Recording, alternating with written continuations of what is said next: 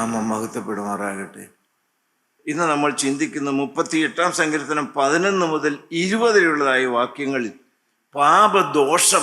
പാപദോഷമാണ് ഇന്നത്തെ ധ്യാനത്തിൻ്റെ ഹെഡിങ്. ആദ്യത്തെ പാപദോഷം. ദൈവത്തിന് സ്തോത്രം. എന്ന് പറഞ്ഞാൽ പാപം ഒരു വ്യക്തിയുടെ ജീവിതത്തിൽ സാമൂഹികമായി വരുത്തി വെച്ച വിനകൾ.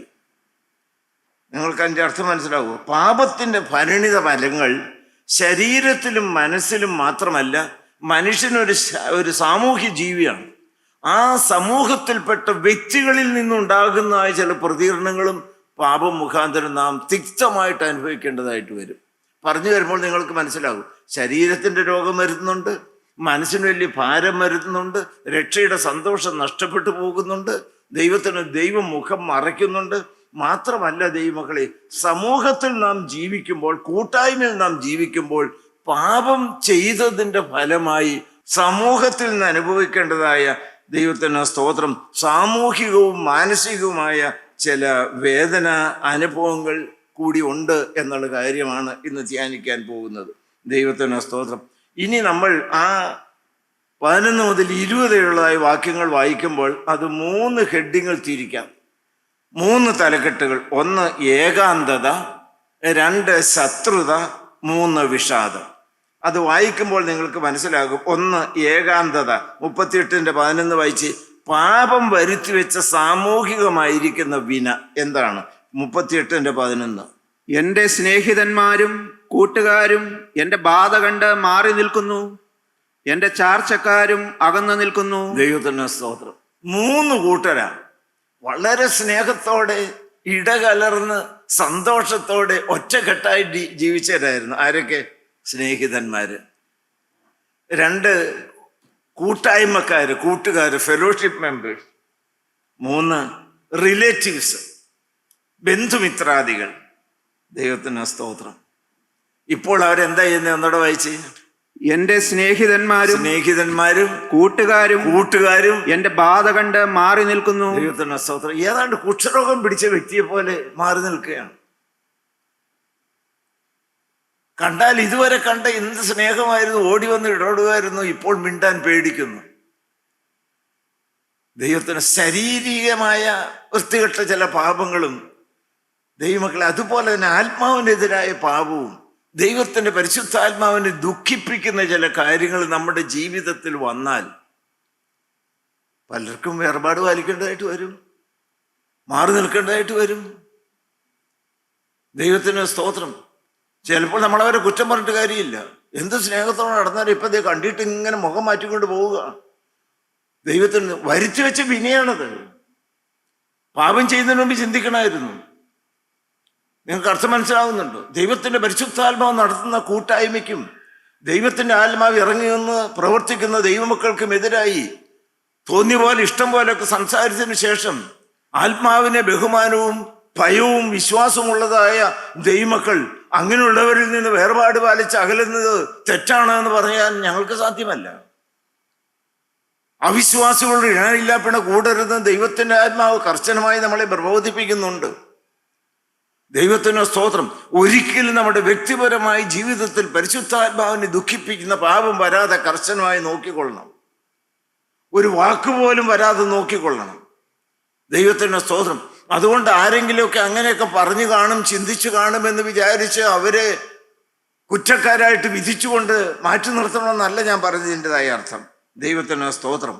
ദൈവമക്കളെ, പാപികളുടെ ജീവിതത്തിൽ വന്നതായ തെറ്റുകളെ നമ്മൾ അനുതാപത്തോടെ, അനുഭാവത്തോടെ, കരുണയോടെ നമ്മൾ കാണാൻ ബാധ്യസ്ഥരാണ്. ദൈവത്തിന് സ്തോത്രം. അതുകൊണ്ട് പരിശുദ്ധാത്മാവിനെതിരായ പാപം വന്നവരുടെ തോളത്ത് കൈപിടിച്ച് നടക്കണമെന്നല്ല ഞാൻ നിങ്ങളോട് പറഞ്ഞത്. പക്ഷേ പാപം നമ്മുടെ ജീവിതത്തിൽ വന്നാൽ, ഓരോ സ്ഥലത്തും ഓരോ രംഗത്തും നോക്കി, എൻ്റെ ജീവിതത്തിൽ ഒരിക്കലും ചെയ്യരുതാത്ത വൃത്തികെട്ട പ്രകടമായിരിക്കുന്ന പാപം വന്നു എന്ന് വിചാരിക്കുക. അത് ഏറ്റുപറഞ്ഞ് ഉപേക്ഷിക്കാതെ അതിൽ രസിച്ചുകൊണ്ട് മുന്നോട്ട് നടക്കുകയാണ്. കൂട്ടായ്മയിൽ വന്നിരിക്കുന്ന ഒരാൾ മദ്യപാനമെല്ലാം വിട്ട് കൂട്ടായ്മയിലേക്ക് വന്നു, വിശുദ്ധ ജീവിതം തുടങ്ങി, സാക്ഷ്യം പറഞ്ഞു, പ്രസംഗം പറഞ്ഞു, ഓടി നടന്നു, ദൈവവേല ചെയ്തു. അതിനുശേഷം പ്രകടമായിരിക്കുന്ന മദ്യപാനത്തിലേക്കും വൃത്തികെട്ട ലൈംഗിക പാപങ്ങളിലേക്കും പോയി. അതുകൊണ്ട് ചില ദൈവമക്കൾ അകന്നു നിന്ന് കഴിഞ്ഞാൽ അതെന്ത് അവരെ എന്നോട് മിണ്ടുന്നില്ല എന്ന് പറഞ്ഞിട്ട് കാര്യമില്ല. അത് സ്വാഭാവികമായ അനിവാര്യമായിട്ട് വരുന്ന ഒരു സാമൂഹ്യമായ വിപത്താണ്. ഹല്ലേലൂയ, ദൈവത്തിന് സ്തോത്രം. അതുകൊണ്ട് ദൈവമക്കൾ, നിങ്ങൾക്ക് എല്ലാവരുമായിട്ട് ചേർന്ന് പോകണമോ, ഒന്നിച്ചു പോകണമോ, ബന്ധപ്പെട്ടു പോകണമോ, മനസ്സറിഞ്ഞൊരു പാപത്തിലേക്ക് നിങ്ങൾ ഒരിക്കലും പോകാതെ നിങ്ങളെ തന്നെ സൂക്ഷിച്ചു കൊള്ളുക. വേറെ ഒന്നും പറയാനായിട്ട് പറ്റുകയില്ല. ദൈവമക്കളെ, അവഗണനകൾ വരുന്നത് വരുത്തി വെച്ചതാണെന്ന് ഞാൻ പറഞ്ഞ കാര്യം. ഇയ്യോബിന്റെ പുസ്തകം ഒന്നെടുത്ത്, ഇയ്യോബിന്റെ പുസ്തകം 2-ാം അധ്യായം 9-ാമത്തെ വാക്യം വായിച്ച്. ഇയ്യോബിന്റെ പുസ്തകം 2-ാം അധ്യായം 9-ാമത്തെ വാക്യം. അവന്റെ ഭാര്യ അവനോട്, അവന്റെ ഭാര്യ ദൈവത്തെ ഏറ്റവും വേണ്ടപ്പെട്ടതാണ്, ഏറ്റവും വേണ്ടപ്പെട്ടത് സ്വന്തം ഭാര്യ, ഒരു ശരീരമായിരിക്കുന്ന ഭാര്യ അവനോട്, നീ ഇനിയും നിന്റെ ഭക്തി മുറുകെ പിടിച്ചുകൊണ്ടിരിക്കുന്നുവോ? ദൈവത്തെ ത്യജിച്ച് പറഞ്ഞ് മരിച്ചു കളക എന്ന് പറഞ്ഞു. ദൈവത്തിന് പാപം വരുത്തി വെച്ച് വിനിയാണ്, കുടുംബസമാധാനം തകർക്കുന്നു. നിങ്ങൾ ദൈവം ദൈവം എന്ന് പറഞ്ഞ് കൂട്ടായ്മ, ദൈവമക്കൾ എന്ന് പറഞ്ഞ് ദൈവവേല എന്ന് പറഞ്ഞ് വീടും വേണ്ട ഒന്നും വേണ്ട എന്ന് പറഞ്ഞ് ഓടി താമസിക്കും. ഇപ്പൊ എന്തിയേ? ദൈവത്തിന് സ്തോത്രം. ഒരു അഹങ്കാരം നമ്മളിൽ വരരുത്, ഒരു പാപം നമ്മളിൽ വരരുത്, ഒരു ഭിന്നത വരുന്ന ഒരു വാക്ക് നമ്മുടെ ജീവിതത്തിൽ നിന്ന് വരരുത്. 11-ാമത്തെ വാക്യം വായിച്ചേ, 11-ാമത്തെ വാക്യം. അവന്റെ വ്യസനം അതികഠിനമെന്ന് കണ്ടിട്ട് അവർ ആരും ഒരു വാക്കുമിണ്ടാതെ 7 രാപകൽ അവനോടുകൂടെ നിലത്തിരുന്നു. ദൈവത്തിന് സ്തോത്രം. കൂട്ടായ്മക്കാരാണ് ഈ പറയുന്നത്. ദൈവത്തിന് സ്തോത്രം. മിണ്ടാതെ പോവുകയാണ്. ദൈവമക്കളെ, ഞാൻ പറഞ്ഞതിന്റെ അർത്ഥം നിങ്ങൾക്ക് മനസ്സിലായോ? ദൈവത്തിന് സ്തോത്രം. ഏകാന്തത വരുത്തി വെക്കാൻ ഇടവരരുത്. കൂട്ടായ്മയിൽ നിന്ന് അന്യപ്പെട്ട് മാറി നിൽക്കാൻ തക്കവണ്ണം ഒരു കാര്യവും നമ്മുടെ പക്ഷത്തു നിന്ന് വരരുത്. ദൈവത്തിന്റെ പരിശുദ്ധാത്മാവിനെ വേദനിപ്പിച്ച് ആത്മാവിന്റെ രംഗത്ത് നിന്ന് അകന്ന് വേർപാട് പാലിച്ച് നിൽക്കേണ്ടതായ ഒരു സ്ഥിതിവിശേഷം നിങ്ങളുടെ ജീവിതത്തിൽ പാപം ചെയ്ത് വരുത്തി വെക്കരുതെന്നാണ് ഞാൻ പറഞ്ഞത്. ഒന്ന്, ഏകാന്തത. രണ്ടാമത്തത് എന്താണ്? 38-ാമത്തെ സങ്കീർത്തനം 12 ആദ്യം വായിച്ച് ശത്രുതയാണ്. രണ്ടാമത്തത് ശത്രുത വായിച്ച്. എനിക്ക് പ്രാണഹാനി വരുത്തുവാൻ നോക്കുന്നവർ കണി വെക്കുന്നു. പ്രാണഹാനി വരുത്താൻ നോക്കുന്നവർ കെണി വെക്കുന്നു. എനിക്ക് അനർത്ഥം അന്വേഷിക്കുന്നവർ വേണ്ടാതിനും സംസാരിക്കുന്നു. അയച്ചോ. അവർ ഇടവിടാതെ ചതിവ് ചിന്തിക്കുന്നു. എന്റെ ദൈവമേ, ദൈവത്തിന് സ്തോത്രം. ഏറ്റവും വേണ്ടപ്പെട്ടവര് ഇപ്പോ നേരെ തിരിഞ്ഞു, അയൽവാസികൾ തിരിഞ്ഞു. ഹല്ലേലൂയ, ദൈവത്തിന് സ്തോത്രം.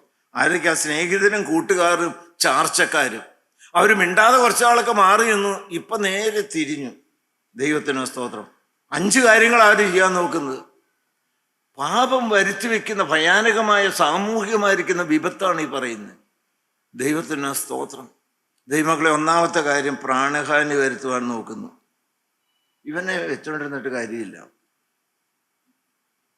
ദൈവത്തിന് സ്തോത്രം. അവരുടെ നിലപാട് ശരിയാണെന്നല്ല ഞാൻ പറയുന്നത്, പക്ഷേ പാപം ചെയ്തുകൊണ്ടാണ് അവർ ആ നിലപാട് സ്വീകരിച്ചത്. ദൈവത്തിന് പ്രാണഹാനി വരുത്തുവാൻ നോക്കുന്നു. രണ്ടാമത്തെ എന്താ? കെണി വയ്ക്കുന്നു, അപകടത്തിൽ വീഴിക്കുന്നു. കൂട്ടായ്മയെ പറ്റിച്ചില്ലേ, ചീത്തപ്പേരുണ്ടാക്കിയില്ലേ, അവനങ്ങനെ സൂക്ഷിച്ച് മുന്നോട്ട് പോകണ്ട. ചില കെണികളൊക്കെ ഒരുങ്ങിയാണ്. ദൈവമക്കളെ, അതൊരിക്കലും വരുത്തി വയ്ക്കരുത്. മാത്രമല്ല, അനർത്ഥം അന്വേഷിക്കുന്നു. 3-ാമത്തെ കാര്യം, അനർത്ഥം അന്വേഷിക്കുന്നു. അവൻ എന്തെങ്കിലും കെടുതി വരണം. നല്ല കൂട്ടായ്മയല്ലായിരുന്നു, നല്ല സ്നേഹത്തോടെ പോയതല്ലായിരുന്നു, ഒന്നിച്ചൊക്കെ പ്രവർത്തിച്ചതല്ലായിരുന്നു. ദൈവത്തിന് സ്തോത്രം. ഒരു കുടുംബത്തിലെ അംഗം പോലെ നടന്നതല്ലേ. തെറ്റി ഇത് പഴയ പാപത്തിലേക്കും പരിശുദ്ധാത്മാവിനെതിരായിരിക്കുന്ന ബന്ധനത്തിലേക്കൊക്കെ പോയില്ലേ. ദൈവത്തിന് സ്തോത്രം. അവന് ഒരിക്കലും നന്മ വരരുത്. നമ്മളൊക്കെ പറയും, അത് കണ്ടോ, അവൻ കർത്താവിന് വിട്ടു പോയത് കൊണ്ടുള്ളതായ ശിക്ഷയാണ് അത് എന്നൊക്കെ നമ്മൾ പറയും. ദൈവമക്കളെ, അതിന് നമ്മൾ ഒരിക്കലും ഇടം കൊടുക്കരുത്.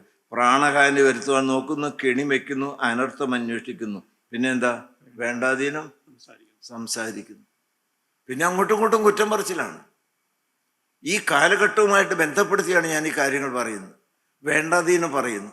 ആ വ്യക്തി ചെയ്തതും ചെയ്യാത്തതുമായ ഒരു വാക്ക് തെറ്റു പറഞ്ഞെങ്കിൽ 10 വാക്ക് പറഞ്ഞു എന്ന് ആലോചിച്ചും ചിന്തിച്ചും അതിൻ്റെ കൂട്ടത്തിൽ പറഞ്ഞ് ആ വിടവകത്തുകയാണ്. ഹല്ലേലൂയ, ദൈവത്തിന് സ്തോത്രം. പിന്നെ ഏതെങ്കിലും ആ വ്യക്തിയെ ചതിക്കാൻ തക്കവണ്ണം ചതിവ് ചിന്തിക്കുന്നു. ഞാൻ പറഞ്ഞു വരുന്ന കാര്യം അറിയാം. ഇതിനൊരൊറ്റ കാരണം എന്താണ്? ഒറ്റ കാരണം എന്താണ്? ആടുകളെ നോക്കിക്കൊണ്ട് ദൈവമേ എന്ന് വിളിച്ച് സൂക്ഷിച്ചുകൊണ്ട് നടന്നപ്പോൾ ഇതൊന്നും ഉണ്ടായിരുന്നില്ല.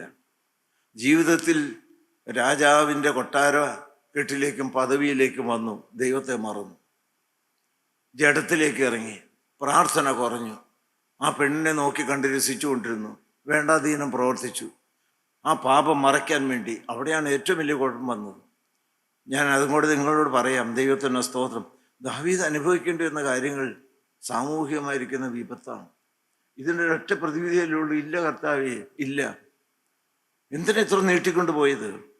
ക്രൂശിനെ കെട്ടിപ്പിടിച്ചുകൊണ്ട് അന്നേരം മോചനം പ്രാപിക്കാൻ വയ്യായിരുന്നു. ഹല്ലേലൂയ, ദൈവത്തിന് സ്തോത്രം. ഞാൻ പറഞ്ഞ പോയിന്റ് എന്നറിയാമോ? ഞാൻ പിന്നീട് പറയാൻ പറഞ്ഞെന്നറിയാമോ? ഒരിക്കലും ജീവിതത്തിൽ വന്ന തെറ്റിന് ന്യായീകരണം പറഞ്ഞുകൊണ്ട്, നീതീകരണം പറഞ്ഞുകൊണ്ട് മൂടി വെച്ച് ശാപത്തിലേക്ക് പോകാനായിട്ട് ഇടവരരുത്. മാപ്പ് ചോദിക്കേണ്ടടുത്ത് മാപ്പ് ചോദിക്കുക, നിരപ്പാകേണ്ടടുത്ത് നിരപ്പാകുക. ഞാൻ വളരെ ആഗ്രഹത്തോടെയാണ് പറയുന്നത്. ഹല്ലേലൂയ, ദൈവത്തിന് സ്തോത്രം.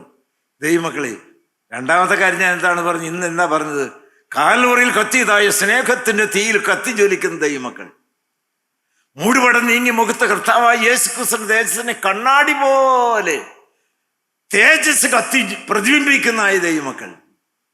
അവിടെ വലിപ്പം ചെറുപ്പം വല്ലതും ഉണ്ടോ ദൈവമക്കളെ? ഹല്ലേലൂയ, ദൈവത്തിന് സ്തോത്രം, ദൈവത്തിന് സ്തോത്രം. ഏത് വിദ്യാഭ്യാസമില്ലാത്ത വ്യക്തിയും, ഏത് വേശ്യാവൃത്തിക്കാരനും, ഏത് മദ്യപാനിയും ആരാണെങ്കിലും തീ പിടിച്ചാൽ തീയല്ലേ അത്? ഇതൊക്കെ നമ്മുടെ ജീവിതത്തിൽ വ്യക്തമായി നിൽക്കണം. ഒരു വലിപ്പക്കാരനുമില്ല, ചെറുപ്പക്കാരനുമില്ല.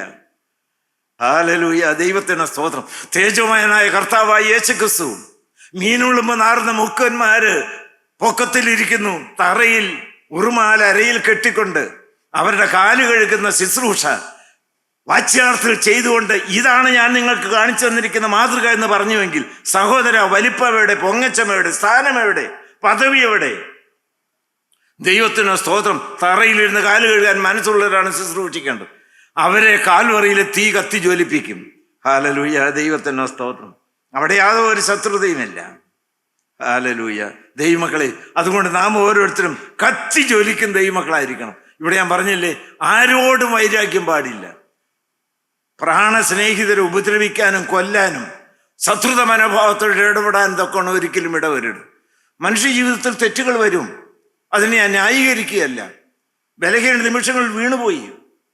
ദൈവം ദാവീദിനെ മറക്കുകയാണ് ചെയ്തത്. അവരെ എന്നേക്കുമായി കുറ്റം വിധിച്ച് നിങ്ങൾ ഇനി ഇതിലേക്ക് വരണ്ട എന്ന് പറഞ്ഞ് ദൈവത്തിന് സ്തോത്രം. ദൈവമക്കളെ, പരിശുദ്ധാത്മാവിനെതിരായി മറുതലിക്കുന്നവരെ മാറ്റി നിർത്തേണ്ടെന്നല്ല ഞാൻ പറഞ്ഞത്.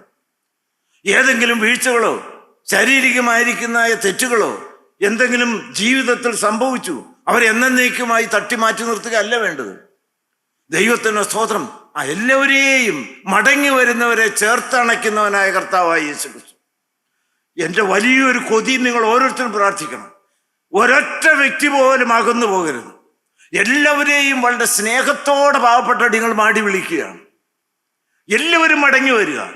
മുടിയൻ പുത്രനെ പോലെ പന്നിയുടെ വളവരിക്ക് വേണ്ടി മല്ലടിച്ച് വൃത്തികെട്ട പാപം ചെയ്ത് അപ്പന്റെ സ്നേഹമുള്ള ഹൃദയം പിച്ചി ചീന്തി എല്ലാം നശിപ്പിച്ച് തെമ്മാടിയായി ദേശികമാരോട് തിന്നുകുടിച്ചവനാണ്. മടങ്ങി വരിക. ഹല്ലേലൂയ, ദൈവത്തിന് മഹത്വം, കർത്താവിന് സ്തോത്രം, ദൈവത്തിന് സ്തോത്രം. കൂട്ടായ്മയിൽ വന്നതിന് ശേഷമാണെങ്കിലും ശരി, ദൈവത്തിന് സ്തോത്രം, ശുശ്രൂഷ ചെയ്തതിന് ശേഷമാണെങ്കിലും ശരി, മുൻപന്തിൽ നിന്ന് അത്ഭുതങ്ങളും അടയാളങ്ങളും പ്രവർത്തിക്കുക മാത്രമല്ല വചനം പറയുകയൊക്കെ ചെയ്ത വ്യക്തിയാണെങ്കിലും ശരി, പത്രോസ്ലീഹായെ പോലെ ഉയർത്തെഴുന്നേറ്റ കർത്താവിനെ നേരിട്ട് കണ്ട് സംസാരിച്ചതിന് ശേഷം പിന്നീടും ഒരിക്കലും ഉപേക്ഷിച്ചതായ പടകം വലയുമെല്ലാം എടുത്തുകൊണ്ട് പ്രകടമായ പാപത്തിലേക്ക് പോയവരാണെങ്കിലും ശരി, അരുമനാഥന്റെ കാലുകൾ തേടിപ്പോയെങ്കിൽ ഞങ്ങളുടെ ഈ മനോഭാവം പ്രാണപ്രിയനായ യേശുവിന്റെ ഭാവം തന്നെയാണ്. അവരെയും മടക്കി വരുത്താനാണ്. അകന്നു നിൽക്കുന്ന ഒരൊറ്റ വ്യക്തിയും ഉണ്ടാകരുത്. ഈ ലോകത്ത് എവിടെയെല്ലാം ഇരുന്ന് ഈ വാക്കുകൾ കേൾക്കുന്നു, ഞങ്ങൾ ആരെയും ദൈവത്തിന് സ്തോത്രം അകറ്റി നിർത്തുന്നില്ല. ദൈവത്തിന് മഹത്വം, കർത്താവിന് സ്തോത്രം. നിരപ്പാകാനുണ്ടോ? മാപ്പി ചോദിക്കണമുണ്ടോ? നിരന്നേ മതിയാകുകയുള്ളൂ. ദൈവത്തിന്റെ പരിശുദ്ധാത്മാവ് നമ്മുടെ മധ്യത്തിൽ പ്രവർത്തിച്ചാലേ പാപിയുടെ മാനസാന്തരം നടക്കുകയുള്ളൂ. കൺവെൻഷൻ എന്ന് പറയുന്നത് പന്തൽ കെട്ടാനല്ല, ദൈവത്തിന് എല്ലാവർക്കും ഭക്ഷണം കൊടുക്കാനല്ല, കുറെ പ്രസംഗങ്ങളും കുറെ സാക്ഷ്യങ്ങളും അച്ചട്ടായിട്ട് കാര്യപരിപാടി അനുസരിച്ച് നടക്കാനല്ല. ദൈവത്തിന് സ്തോത്രം. പാപിയുടെ മാനസാന്തരം, പാപിയുടെ മാനസാന്തരം സ്വർഗം സന്തോഷിക്കുന്ന ഒരു കാര്യം. ഹല്ലേലൂയ. അകന്നുപോയവർ അടുത്തു വരുമ്പോൾ സ്വർഗം സന്തോഷിക്കുന്നു. നഷ്ടപ്പെട്ടു പോയ ദ്രഹ്മപ്പണം തിരികെ കിട്ടുമ്പോൾ സന്തോഷിക്കുന്നു. കാണാതെ പോയ ആടിനെ തിരിച്ചു കിട്ടുമ്പോൾ സന്തോഷിക്കുന്നു. നഷ്ടപ്പെട്ടു പോയ മകൻ തിരിച്ചു വരുമ്പോൾ സന്തോഷിക്കുന്നു. ഈ സന്തോഷത്തിൽ അടിയങ്ങൾക്കും പങ്കാളികളാണ്. ഹല്ലേലൂയ. ഇത് നടക്കും, എനിക്ക് ഉറപ്പാണ്. കാരണം ഇത് ദൈവീക കാര്യപരിപാടിയാണ്. ദൈവത്തിന്റെ ശക്തി തികഞ്ഞു വരുന്നത് ബലഹീനതയിലാണ്. തികച്ചും ബലഹീനരായ പാവപ്പെട്ട കുറെ ദൈവമക്കൾ ഇതിനു വേണ്ടി അധ്വാനിക്കാൻ തയ്യാറാണ്. നിങ്ങൾ ദൈവമക്കളെ സകലത്തും മറിഞ്ഞ് നിരപ്പാകുക. ആർക്കും ആരോടും ശത്രുതയില്ല, സ്നേഹം മാത്രം. The greatest force in this biological world is divine love, agape. ലോകത്തിൽ ഏറ്റവും വലിയ ശക്തി എന്ന് പറയുന്നത് സ്നേഹമാണ്. ഹല്ലേലൂയ. സ്നേഹം എന്ത് ചെയ്യും? ദീർഘമായി ക്ഷമിക്കുന്നു. ആ ദീർഘം എന്ന് പറയുന്നതിനകത്ത് മൈലുകൾ നീളമുണ്ടത്. അപ്പനോടും അമ്മയോടും ഭാര്യയോടും എല്ലാവരോടും, മത്സരിക്കുന്നവരോടും മറുതലിക്കുന്നവരോടും ദീർഘമായി ക്ഷമിച്ചുകൊണ്ട് ശത്രുതയില്ല. ദൈവത്തിന്റെ മഹത്വം. 16-ാമത്തെ വാക്യം വായിച്ച്. 16-ാമത്തെ വാക്യം. അവർ എന്നെ ചൊല്ലി സന്തോഷിക്കരുതേ എന്ന് ഞാൻ പറഞ്ഞു. ഞാൻ എന്തിനാ പറഞ്ഞറിയാമോ? ഞങ്ങൾ എല്ലാവരും ഒന്ന് കേട്ടേ. ഈ കൂട്ടായ്മ തകർന്നു കാണാൻ ആഗ്രഹിക്കുന്നവരുണ്ട്. ഇതിൽ നിന്ന് ദൈവമക്കൾ പൊഴിഞ്ഞു കൂടുന്നത് കാണാൻ ആഗ്രഹിക്കുന്നവരുണ്ട്. ഇത് ക്ഷീണിച്ചു പോകുന്നത് കാണാൻ ആഗ്രഹിക്കുന്നവരുണ്ട്. ഇതിലുള്ള ആളുകൾ തെറ്റിലേക്ക് പോയി കണ്ടോ എന്ന് പറഞ്ഞ് സന്തോഷിക്കാൻ ആളുകളുണ്ട്. ദൈവം അതിന് എത്ര സത്യമാണ്. എന്നെ ദൂഷിക്കുന്നവർ, ദൈവത്തിന് സ്തോത്രം, എൻ്റെ ജീവിതത്തിൽ വന്ന പാളിച്ചകൾ കണ്ട് സന്തോഷിക്കാൻ ഇടവരരുത്. ഇവൻ കൂട്ടായ്മക്കാരനാണല്ലോ, എന്നിട്ട് അവൻ്റെ വ്യക്തി ജീവിതം കണ്ടില്ലേ? ദൈവത്തിന് സ്തോത്രം. നല്ലൊരു കുടുംബമായിരുന്നല്ലോ, ദൈവത്തിലേക്കൊക്കെ സഹകരിക്കുന്ന ആളുകളുടെ കുടുംബമായല്ലോ. അതെന്താ അങ്ങനെ വന്നത്? നീ മുഖാന്തരം ഒരു കുടുംബത്തിന് കളങ്കം ചാർത്താൻ ഇടവരരുത്. ദൈവത്തിൻ്റെ പരിശുദ്ധാത്മാവ് ശക്തിയോടെ വ്യാപരിച്ചതായ ഒരു കൂട്ടായ്മയായിരുന്നല്ലോ. ദൈവത്തിൻ്റെ സ്തോത്രം. അതിലെ ആളുകളുടെ പ്രവർത്തനം കണ്ടില്ലേ? ഇപ്പോഴും ദയവ് ചെയ്ത് മക്കളെ അങ്ങനെ വരുത്തരുത്. ഞാൻ കൂട്ടായ്മയ്ക്ക് ഒരു മുതൽ കൂട്ടായിരിക്കണം, വെളിച്ചമായിരിക്കണം.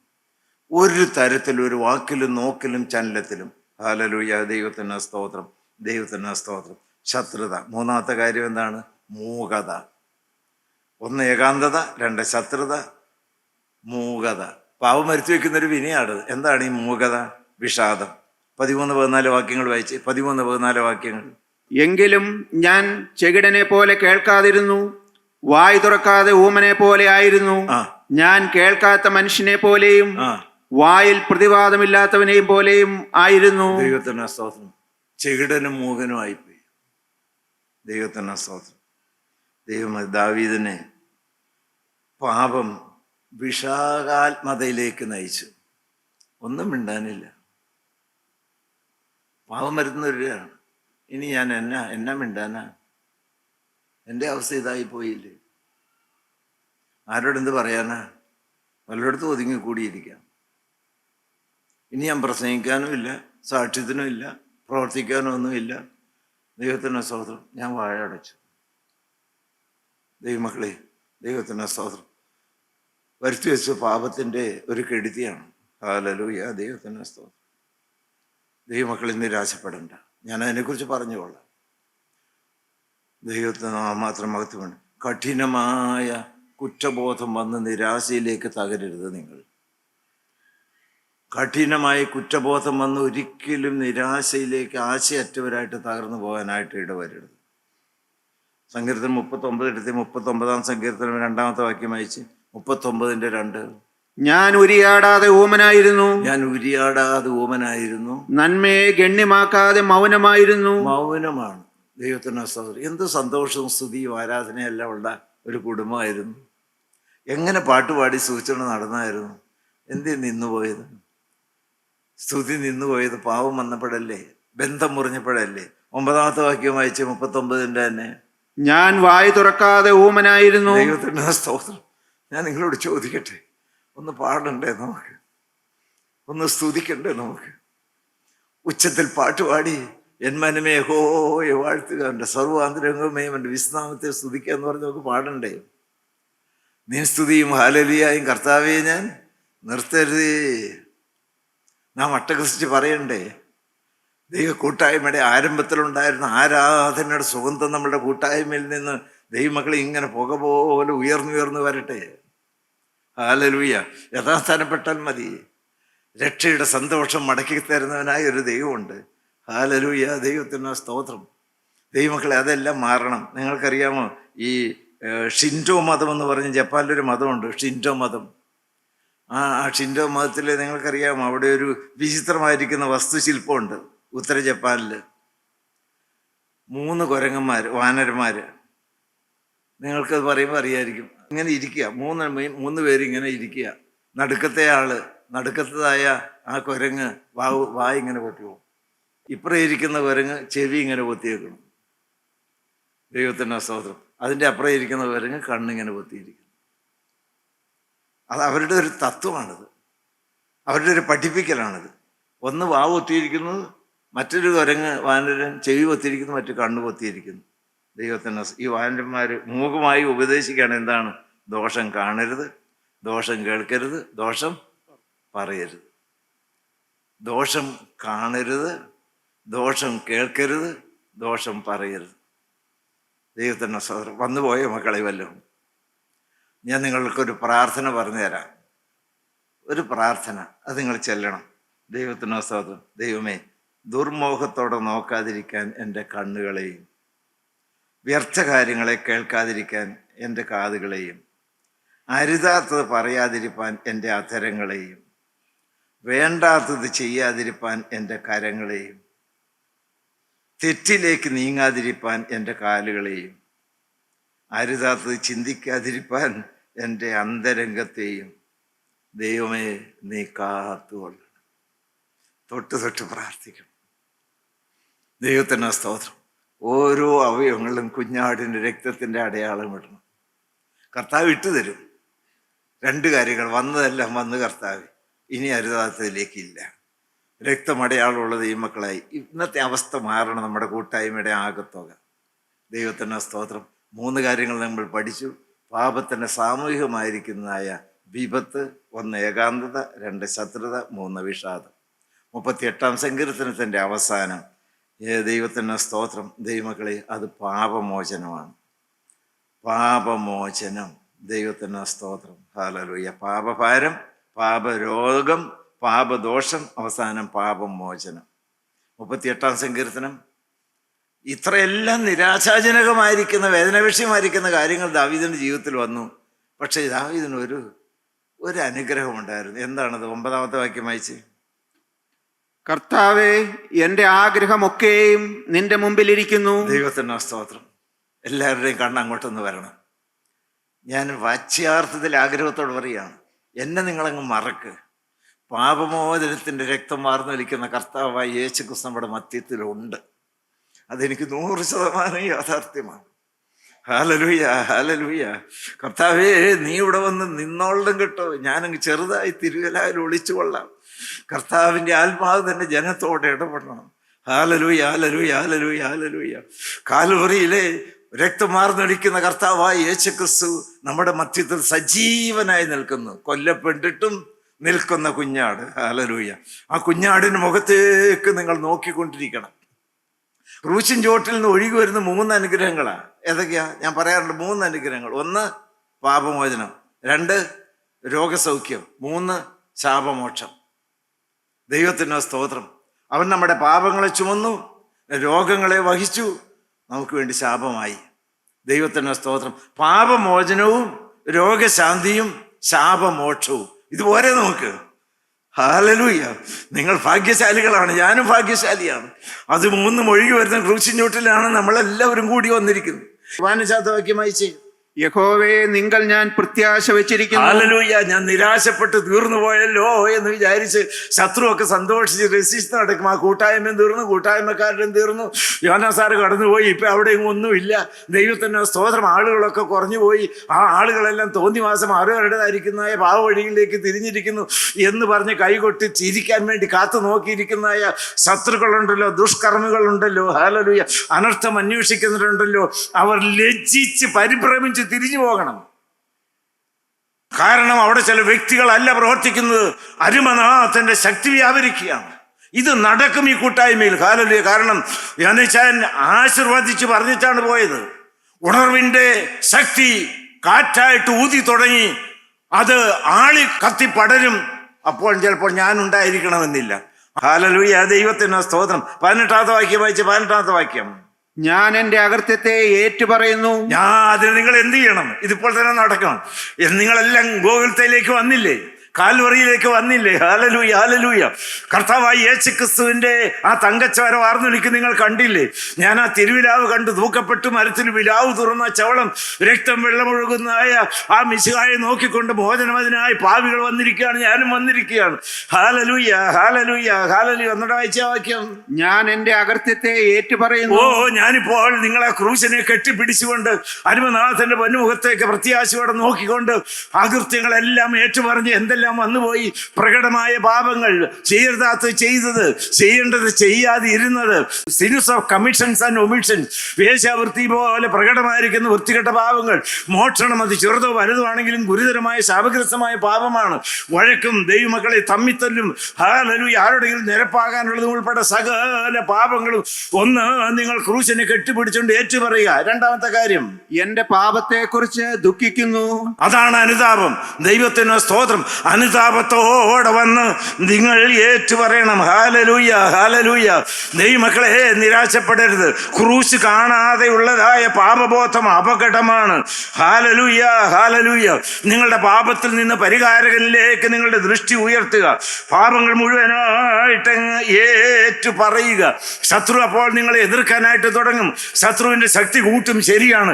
പക്ഷേ കർത്താവേ, എൻ്റെ പാപക്കറകൾ മുഴുവൻ കഴുകി എൻ്റെ അഴുക്ക് പറ്റിയതായ കറ പറ്റിയതായ വസ്ത്രം ഉരിഞ്ഞു കളഞ്ഞ് നീതിൻ വസ്ത്രം ധരിപ്പിച്ചല്ലാതെ ഞാൻ ഇവിടെ നിന്ന് എഴുന്നേൽക്കുകയില്ല. രക്തം ഗുണകരമായി സംസാരിക്കട്ടെ. നന്ദിയോടെ, നന്ദിയോടെ സ്തോത്രം. എൻ്റെ ദൈവത്തിന്റെ മഹത്വം. ദൈവമക്കളെ, യഹോവേ, ക്രോധത്തോടെ എന്നെ ശിക്ഷിക്കരുത്. ദൈവത്തിന്റെ കോപവും ക്രോധവും കണ്ടുകൊണ്ട് തുടങ്ങിയതായിരിക്കുന്ന ഈ സങ്കീർത്തനം അവസാനിക്കുന്ന എങ്ങനെയാണ്? ഹല്ലേലൂയ, എൻ്റെ രക്ഷയാകുന്ന കർത്താവേ, ഹല്ലേലൂയ. ദൈവകോപത്തിൽ വെന്തരേണ്ടതായിരിക്കുന്ന നിങ്ങളെ കാലുകളിക്കുന്നതായ രക്ഷയുടെ ഹല്ലേലൂയ സന്തോഷവാഹികളായി ഇന്ന് പറഞ്ഞയക്കുവാൻ ദൈവം ആഗ്രഹിക്കുകയാണ്. ദൈവം കെട്ടുപോയവരെ കത്തിച്ചു തരുവാൻ കാലൂറിലെ തീ ഇപ്പോൾ കത്തി ജ്വലിക്കുകയാണ്. ഹല്ലേലൂയ, ഹല്ലേലൂയ, ഹല്ലേലൂയ, ഹല്ലേലൂയ. ആരെല്ലാം പാപബോധത്തോടും അനുതാപത്തോടും ഇനി മനസ്സറിഞ്ഞ് പാപത്തിലേക്ക് ഇല്ല എന്നുള്ള തീരുമാനത്തോടും കൂടി ക്രൂശിൻ ചോട്ടിലേക്ക് വന്നിട്ടുണ്ട്. Hallelujah, hallelujah. കർത്താവിനോട് നിങ്ങളെന്ന് പറഞ്ഞ്, ഞാനുണ്ട് കർത്താവ്, ഇനി ഞാൻ ഈ വൃത്തികെട്ട പാപവും രോഗവും ശാപവുമായിട്ട് എഴുന്നേറ്റ് പോകുകയില്ല. എൻ്റെ ദീപം കത്തിച്ചു തരണം, ശാപം മുറിച്ചു തരണം, രോഗത്തിന് സൗഖ്യം തരണം, കുഞ്ഞാടിൻ്റെ രക്തത്താൽ പാപക്കറകൾ കഴുകണം, അങ്കി വെടിപ്പാക്കി തരണം. ഹല്ലേലൂയ. അങ്ങനെ സ്തുതി നിന്ന് പോയ മൗനിയായിരിക്കുന്ന എനിക്ക് പാട്ടുപാടി സ്തുതിച്ചുകൊണ്ട് മുന്നോട്ട് പോകാൻ കൃപ തരണമേ എന്ന് നിങ്ങൾ പ്രാർത്ഥിക്കുക. അപ്പോൾ സ്വർഗഭണ്ഡാരം തുറന്ന് സർവാത്മീയ അനുഗ്രഹങ്ങളാലും നമ്മെ അനുഗ്രഹിക്കും. അതിനുവേണ്ടി അനുഗ്രഹത്തിന്റെ ഉറവയായിരിക്കുന്ന തിരുവിലാവ് തുറന്നിട്ടുണ്ട്. ദൈവനാമം മാത്രം മഹത്വപ്പെടുമാറാകട്ടെ. കർത്താവിന് സ്തോത്രം.